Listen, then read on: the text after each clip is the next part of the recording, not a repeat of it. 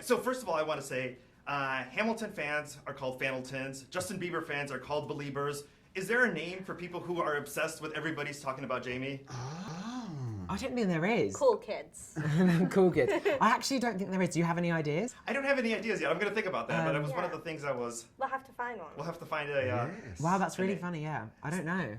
I saw the show a couple of years ago, fell in love with it. I obviously bought the t-shirt. I'm Really? so excited to be in front of you guys and wearing it today. But the people that were sitting around me had seen it 5 times, 6 times. Somebody came weekly. Jonatan, I want to go ahead and ask you, what is it about the story and the characters that just people fell in love and became obsessed with the show?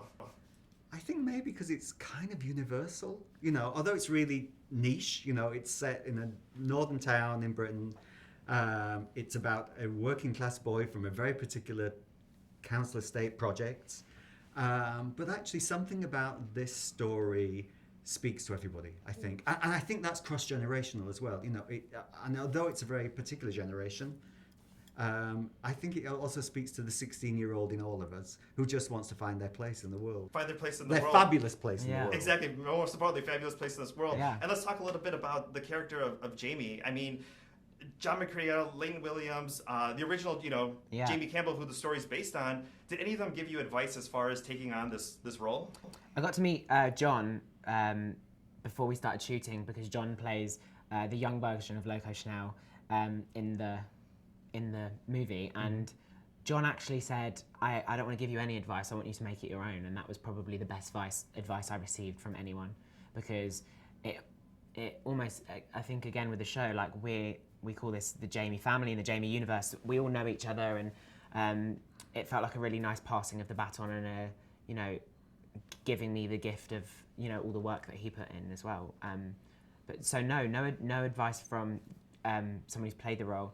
Jamie Campbell was on set lots of the time, so when I was in drag in the film and I was really scared, Jamie was like, that is exactly how you need to feel, keep feeling scared. So yeah, he had lots of little things to impart like that whilst being there. And Lauren, you know, for you, the role is so iconic. I mean, Pretty Patel could have her own spin-off movie as well too. But how do you think it's changing, you know, the perception? Especially, you know, I think a lot of people think they come from different worlds and can't be friends. But this, you know, just showcases such a beautiful friendship. And, you know, what does it feel to be, you know, to play that character? Yeah, I think that like there's so many little dynamics in the film of they are absolutely polar opposites, but they just love each other so much, and that's the bottom line, and that's the end of that. And I feel like that's so lovely to see, because you would not put them together. They're like cheese and chalk, aren't they? But they just work. And it's a lesson that, you know, everyone 16 and over and under can definitely appreciate it. But if I was Jamie, I'd choose Pretty as a friend. Yeah, absolutely. they balance each other out really well. Yeah. Oh, she grounds him in the most beautiful and amazing way. And he pushes her. Yeah. And I think as well, like, especially later on in the film, like, I don't think she's out of everyone in the film, I don't think she's too afraid to tell him how it is when he needs to hear it. Yeah.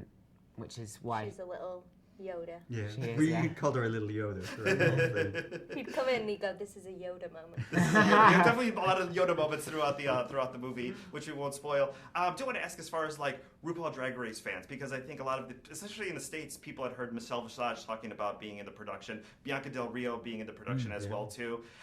The tour's about to come to the States next year. Talk a little bit about maybe the RuPaul Drag Race fandom and how, you know, that's kind of built the excitement for this film. I mean, they've been amazing and supportive, and of course Michelle, when she came and met us for the first time, it was actually opening our door to that family, you know, and they invited us in fully. And when Ru came to see the show, you know, he embraced us, you know, and just went, this is part of a bigger family, and we just became part of that. And when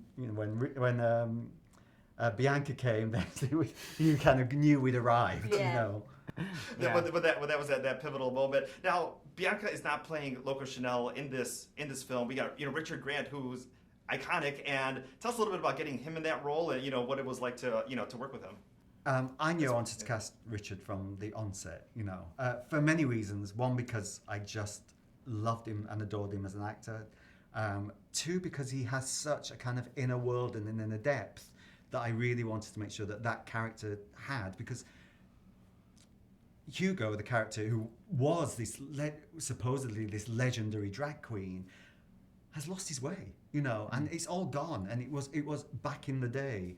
And this 16-year-old walks into his shop, and suddenly he becomes awakened again in that. And I knew Richard would be able to tell that story. And then him finding his drag queen was.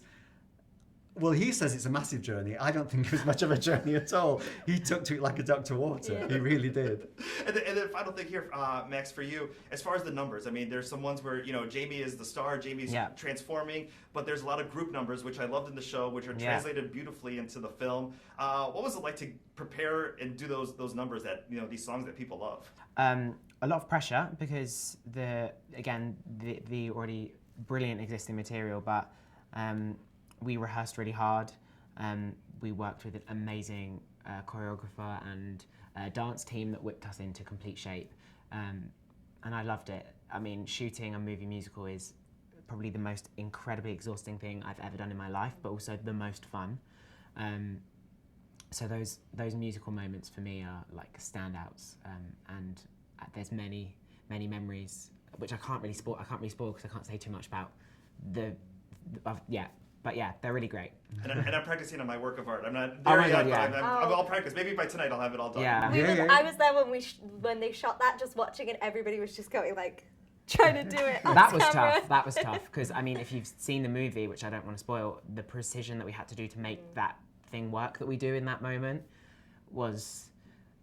And there's a lot of dance disciplines. There's many dance disciplines all coming, you know, because Kate Prince, who choreographed this, the movie, you know, she comes from a street background, you know, but even her, she had to get to kind of whacking, to get to kind of voguing, to get to all those kind of new, well, not new, they're really back in the day, you know, coming from essentially, you know, the ballrooms, you know. She brought all those new techniques to young people who, some had never done it before, you know. Someone never done it before, but some that can completely do it. Some that's just smashed it. Yeah. Amazing. Thank you so much for your time. This is so wonderful. I cannot wait to see the film again. Thank you. so Thanks for much. the t-shirt as well. Yeah. Thank you.